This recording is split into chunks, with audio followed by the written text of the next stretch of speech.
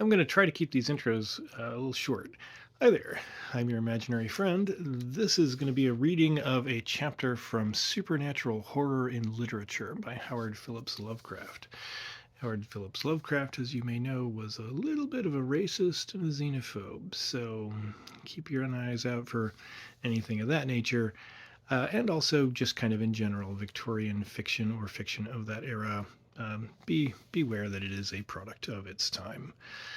Last but not least, I'm going to be trying to do readings of all of the works that he cites in these chapters, and so if I've gotten to anything from this chapter, look for a link at the end to a playlist. Thanks and enjoy. Chapter 2, The Dawn of the Horror Tale.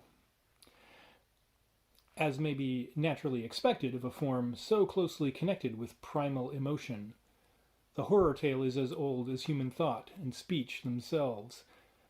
Cosmic terror appears as an ingredient of the earliest folklore of all races, and is crystallized in the most archaic ballads, chronicles, and sacred writings. It was, indeed, a prominent feature of the elaborate ceremonial magic with its rituals for the evocation of demons and specters, which flourished from prehistoric times, and which reached its highest development in Egypt and the Semitic nations.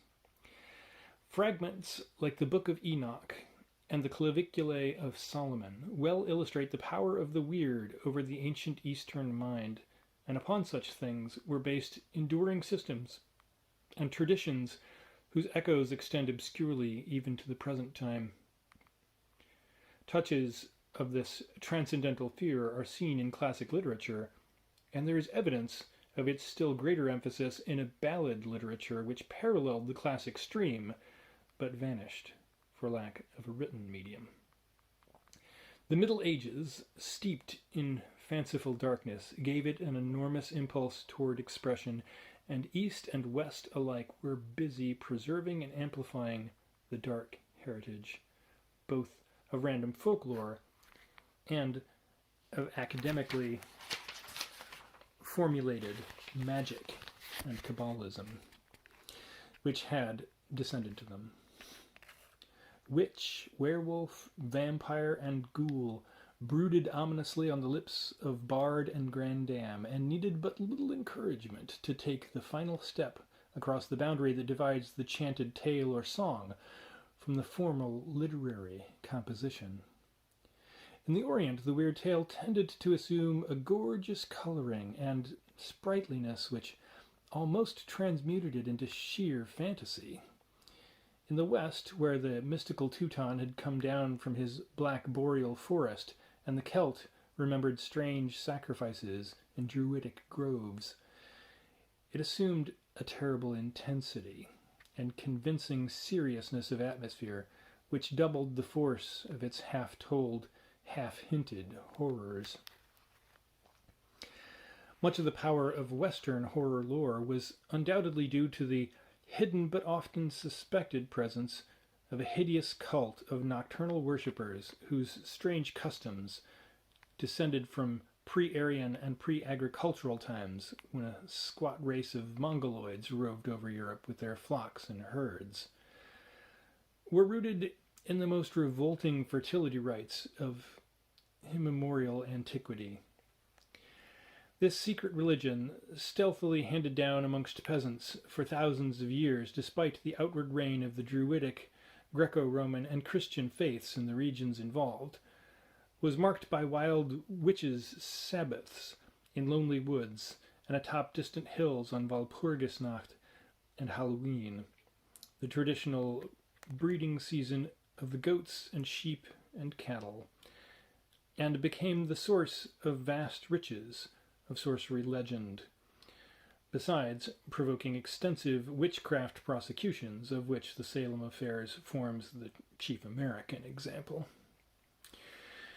Akin to it in essence, and perhaps connected with it in fact, was the frightful secret system of invented theology or Satan worship, which produced such horrors as the famous Black Mass. Whilst operating toward the same end, we may note the activities of those whose aims were somewhat more scientific or philosophical, the astrologers, Kabbalists, and alchemists of the Albertus Magnus or Raymond Lilly type, with whom such rude ages invariably abound. The prevalence and depth of the medieval horror spirit in Europe, intensified by the dark despair which waves of pestilence brought, may be fairly gauged by the grotesque carvings slyly introduced into much of the finest later Gothic ecclesiastical work of the time, the demoniac gargoyles of Notre Dame and Mont Saint-Michel being among the most famous specimens. And throughout the period, it must be remembered, there existed, amongst educated and uneducated alike, a most unquestioning faith in every form of the supernatural, from the gentlest doctrines of Christianity to the most monstrous morbidities of witchcraft and black magic. It was from no empty background that the Renaissance magicians and alchemists, Nostradamus, Trithemius, Dr. John Dee, Robert Fludd, and the like, were born. In this fertile soil were nourished types and characters of somber myth and legend, which persist in weird literature to this day, more or less disguised or altered by modern technique. Many of them were taken from the earliest oral sources and from part of mankind's permanent heritage. The shade which appears and demands the burial of its bones, the demon lover who comes to bear away his still living bride, the death fiend or psychopomp riding the night wind, the man wolf, the sealed chamber, the deathless sorcerer. All these may be found in that curious body of medieval lore which the late Mr. Baring-Gould so effectively assembled in book form. Wherever the mystic northern blood was strongest, the atmosphere of the popular tales became more intense. For in the Latin races there is a touch of basic rationality which denies to even their strangest superstitions many of the overtones of glamour so characteristic of our own forest-born and ice-fostered whisperings.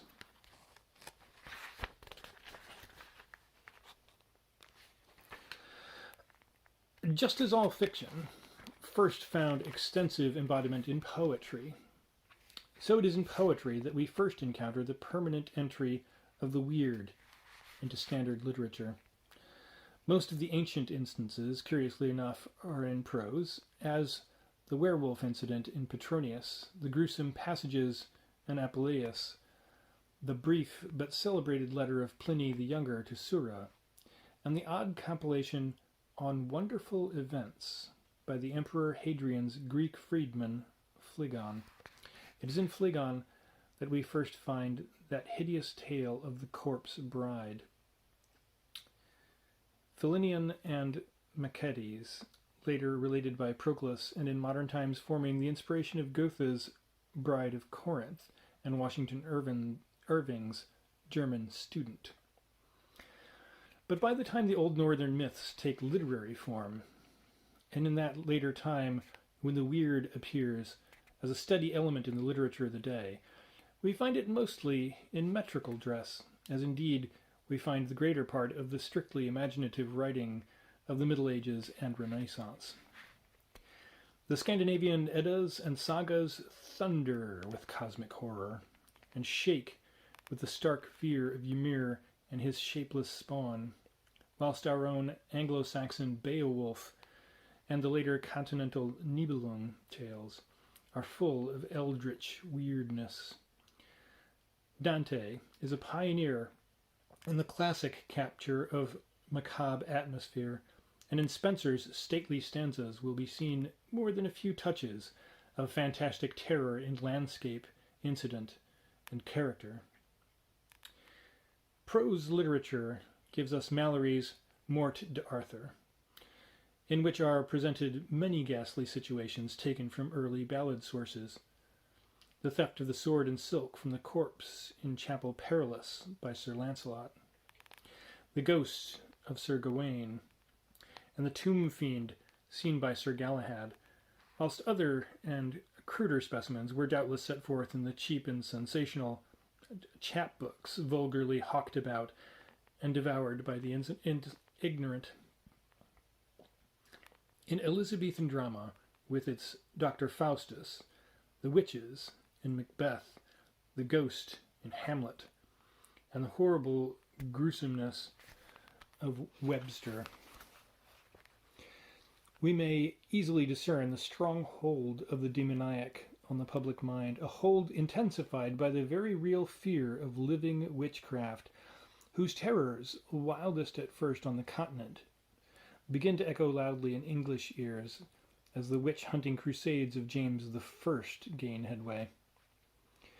To the lurking mystical prose of the ages is added a long line of treatises on witchcraft and demonology, which aid in exciting the imagination of the reading world. Through the 17th and into the 18th century, we behold a growing mass of fugitive legendary and balladry of darksome cast, still, however, held down beneath the surface of polite and accepted literature. Chapbooks of horror and weirdness multiplied, and we glimpse the eager interest of the people through fragments like Defoe's Apparition of Mrs. Veal, a homely tale of a dead woman's spectral visit to a distant friend, written to advertise covertly a badly selling theological disquisition on death.